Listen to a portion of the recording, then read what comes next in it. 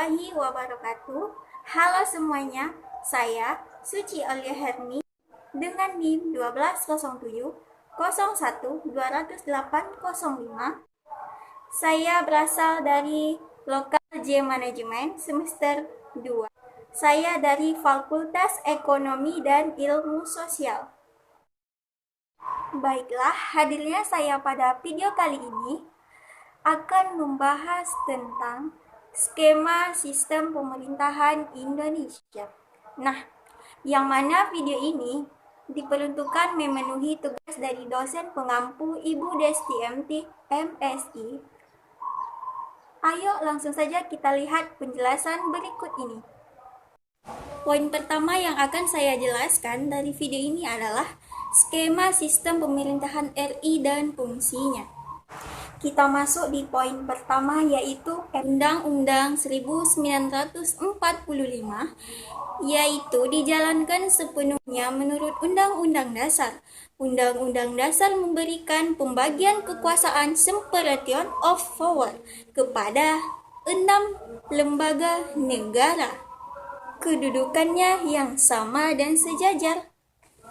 Di antaranya yaitu ada Presiden, ada Majelis Permusyawaratan Rakyat atau yang biasa disingkat dengan MPR, Dewan Perwakilan Rakyat atau yang biasa disingkat dengan DPR, Dewan Perwakilan Daerah atau DPD, Badan Pemeriksa Keuangan atau BPK, Mahkamah Agung atau MA, dan Mahkamah Konstitusi yang biasa kita sebutkan dengan singkatan MK. Nah, teman-teman semuanya, sekarang kita masuk ke selanjutnya, yaitu BPK atau kepanjangannya yaitu Badan Pemeriksa Keuangan. Fungsi dan wewenangnya adalah bagian pertama, yaitu anggota BPK dipilih DPR dengan memperhatikan pertimbangan dari DPD atau Dewan Perwakilan Daerah. Selanjutnya, berwenang mengawasi dan memeriksa pengelolaan keuangan negara atau APBN dan daerah APBD, serta menyampaikan hasil pemeriksaan kepada DPR dan DPD dan ditindaklanjuti oleh aparat penegak hukum. Selanjutnya, berkedudukan di ibu kota negara dan memiliki perwakilan di setiap provinsi. Selanjutnya, menginstalasi dan peran BPKP sebagai internal. Nah, teman-teman semuanya, sekarang kita masuk di MPR atau Majelis Permusyawaratan Rakyat. Lembaga ini lembaga yang tertinggi negara sejajar kedudukannya dengan lembaga tinggi negara lainnya seperti Presiden, DPR, DPD, MK, MA, dan BPK. Menghilangkan supremasi kewenangannya, dan selanjutnya menghilangkan kewenangannya dan menetapkan GBHN. Selanjutnya menghilangkan kewenangannya mengangkat presiden. Karena presiden dipilih secara langsung melalui pemilu atau pemungutan surat suara oleh rakyat. Selanjutnya, MPR tetap berwenang menetapkan dan mengubah Undang-Undang Dasar atau UUD. Selanjutnya, susunan keanggotaannya berubah, yaitu terdiri dari anggota Dewan Perwakilan Rakyat dan anggota Dewan Perwakilan Daerah yang dipilih secara langsung melalui surat pemungutan suara seperti pemilu yang biasa kita. Selanjutnya kita masuk ke fungsi dan wewenang DPD ya teman-teman. Nah, di bagian pertama yaitu lembaga negara baru sebagai langkah akomodasi bagi keterwakilan kepentingan daerah dalam badan perwakilan tingkat nasional, setiadakannya utusan daerah dan utusan golongan yang diangkat sebagai anggota MPR. Selanjutnya, keberadaannya dimaksudkan untuk memperkuat kesatuan negara Republik Indonesia. Selanjutnya, dipilih secara langsung oleh masyarakat di daerah melalui posting suara atau yang biasa dikenal sebagai pemilu. Selanjutnya, mempunyai kewenangan mengajukan dan ikut membahas RUU yang berkaitan dengan otonomi daerah, hubungan pusat dan daerah. Baiklah teman-teman semuanya, sekarang kita masuk ke DPR atau yang biasa kita sebut dengan Dewan Perwakilan Rakyat ini. Yaitu posisi dan kewenangannya diperkuat. Selanjutnya, mempunyai kekuasaan membentuk undang-undang atau sebelumnya ada di tangan Presiden, sedangkan DPR hanya memberikan persetujuan saja. Sementara pemerintah berhak mengajukan RUU. Selanjutnya, proses dan mekanisme membentuk UU antara DPR dan pemerintah. Selanjutnya, mempertegas fungsi DPR, yaitu fungsi legislasi, fungsi anggaran, dan fungsi pengawasan sebagai mekanisme kontrol antar lembaga negara. Nah, teman-teman semuanya, sekarang kita masuk di presiden. Nah, siapa sih yang tidak tahu presiden? Siapa? Ayo, presiden sekarang. Nah, jadi kita masuk ke fungsi dan wewenang presiden ya teman-teman. Di bagian pertama adalah membatasi beberapa kekuasaan presiden dengan memperbaiki tata cara pemilihan dari pemerhatian presiden dalam masa jabatannya. Realisasi ini ya teman-teman. Nah, selanjutnya presiden ini harus memperbaiki syarat dan mekanisme pengangkatan calon presiden dan wakil presiden menjadi dipilih secara langsung oleh rakyat ya teman-teman melalui yaitu pemilu atau yang biasa diselenggarakan di masyarakat kita ini, juga mengenai pemberhentian jabatan presiden dalam masa jabatannya. Nah, selanjutnya Mahkamah Konstitusi. Kira-kira kita masih ingat nggak ya apa fungsi dan wewenang dari Mahkamah Konstitusi ini? Nah, langsung saja ya teman-teman. Yang pertama, keberadaannya dimaksudkan sebagai penjaga kemurnian konstitusi atau the guardian of the constitution. Selanjutnya, mempunyai wewenang menguji undang-undang terhadap undang-undang dasar, memutuskan sengketa kewenangan antar lembaga negara, memutuskan pembubaran partai politik, memutus sengketa hasil pemilu dan pemberian putusan atas pendapat DPR mengenai dugaan pelanggaran oleh presiden dan atau wakil presiden menurut Undang-Undang Dasar.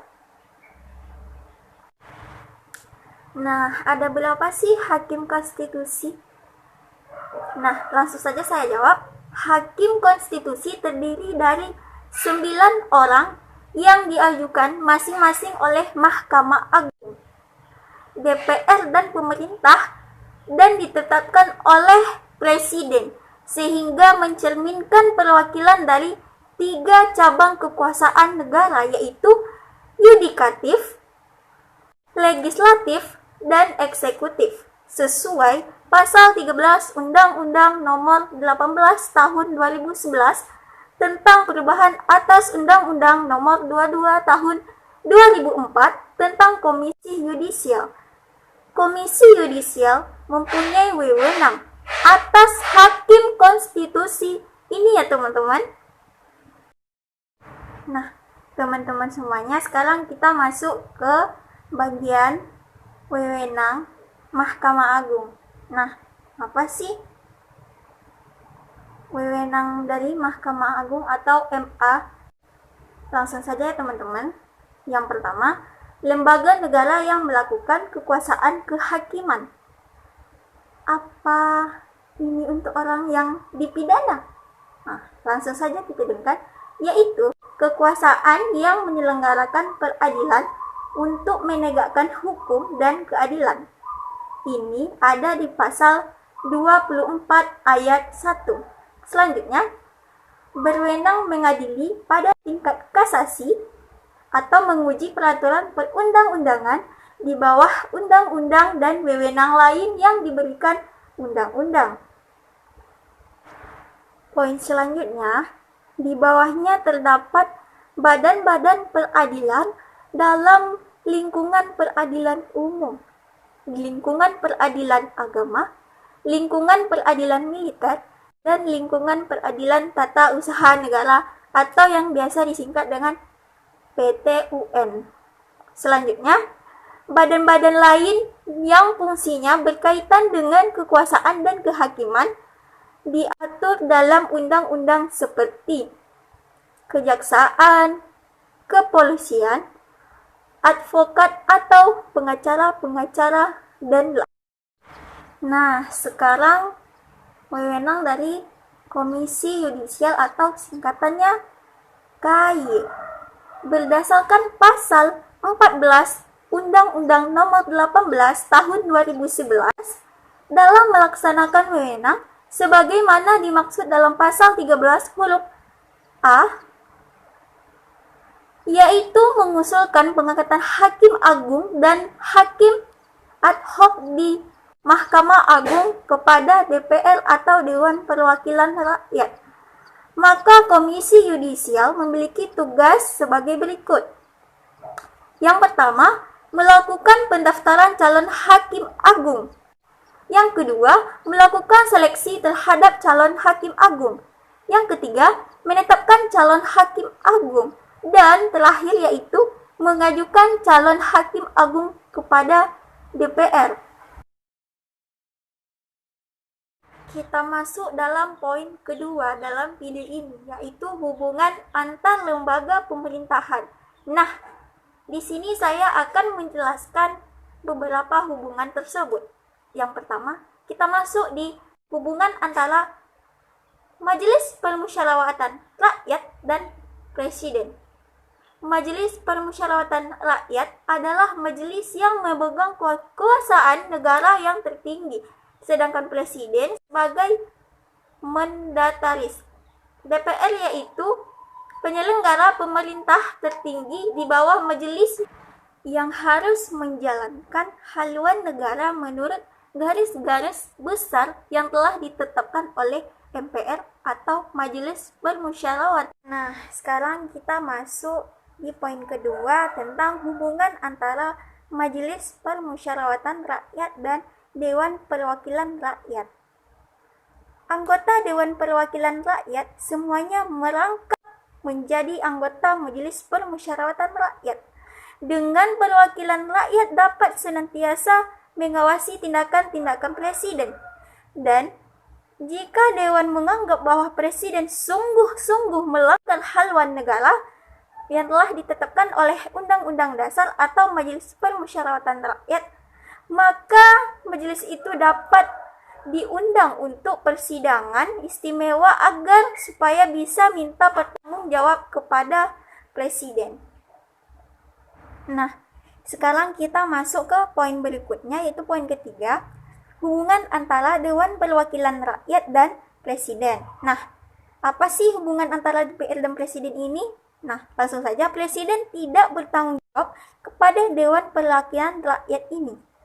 Presiden harus mendapat persetujuan Dewan Perwakilan Rakyat untuk membentuk undang-undang pasal 5 ayat 1, 20 dan 21. Dan untuk menetapkan anggaran pendapatan dan belanja negara yang ada di pasal 23 ayat 1. Oleh karena itu, Presiden harus bekerja sama dengan perwakilan Dewan. Berarti juga Presiden tidak tergantung kepada Dewan ya teman-teman. Nah, selanjutnya poin keempat, hubungan antara Mahkamah Agung dengan lembaga negara lainnya.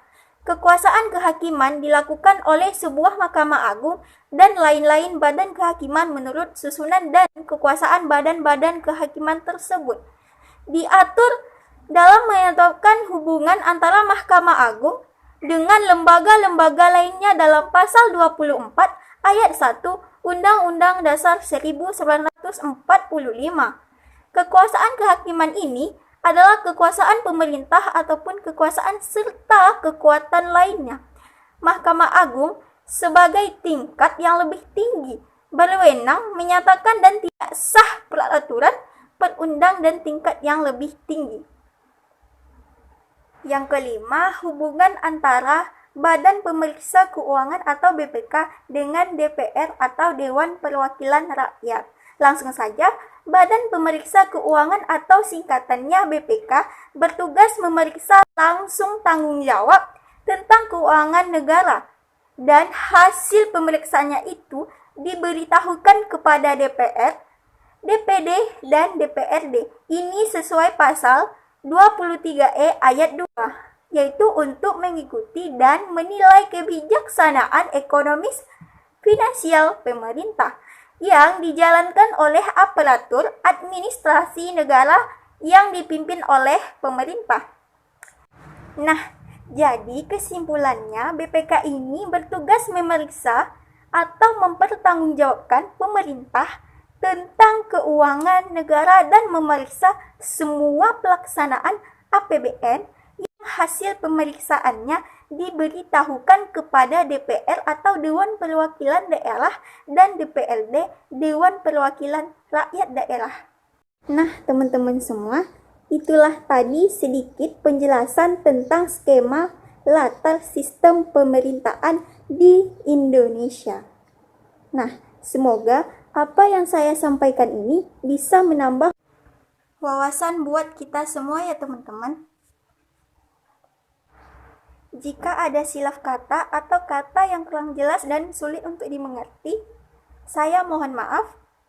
Saya tutup. Wassalamualaikum warahmatullahi wabarakatuh.